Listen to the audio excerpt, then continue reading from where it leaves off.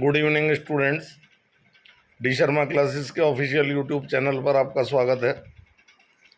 आज मैं आपको स्पेक्ट्रम के बारे में कुछ बेसिक जानकारियाँ दूंगा। 11th class atomic structure spectrum topic है और इसमें सबसे पहले हम सिंपल स्पेक्ट्रम समझते हैं, जिसमें कि if a beam of white light is made incident on a prism then it is splitted out into 7 colours and these 7 colours can be seen on the screen after the prism.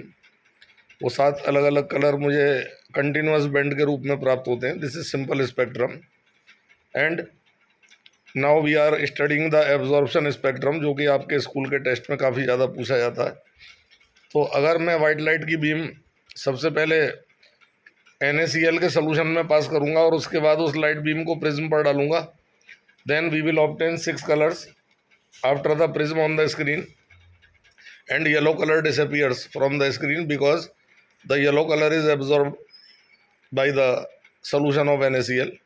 इससे हमने ये बात सीखी कि जितने भी chemicals हैं, sodium के कंपाउंड्स हैं, उनके सोल्यूशन हमेशा येलो कलर एब्जॉर्ब करेंगे और पोटेशियम के जितने कंपाउंड्स होते हैं हमें याद रखना चाहिए वो ब्लू कलर एब्जॉर्ब करेंगे।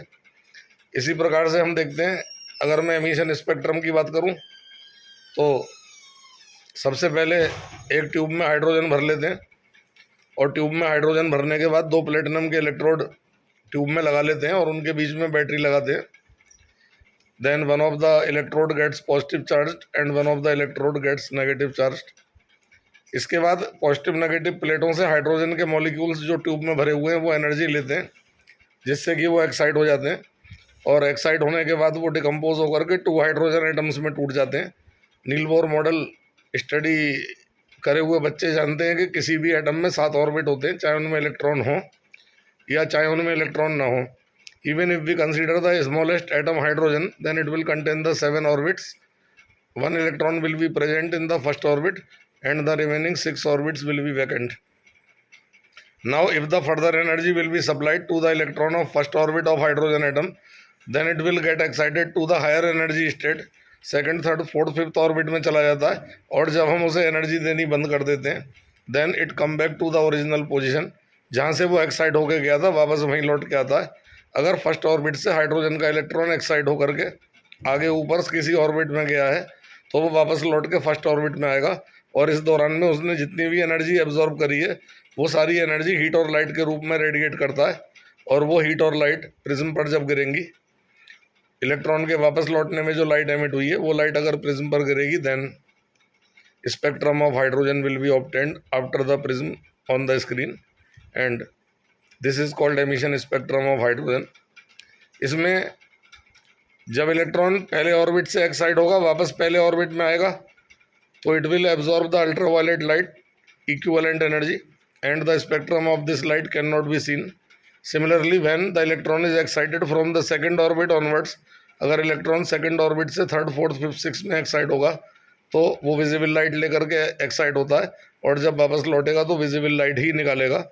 और इस प्रकार से हम कह सकते हैं कि visible spectrum will be obtained, 7 colours will be obtained only in the case when the electron of hydrogen is excited from the second orbit onwards. Similarly, if the electron of hydrogen is excited from third orbit, fourth orbit, fifth orbit onwards, then it will absorb less quantity of energy which is equivalent to the energy of infrared light, and in such case the spectrum cannot be seen. So we may say that the emission spectrum of hydrogen is an example of discontinuous spectrum because the continuous bands are not obtained.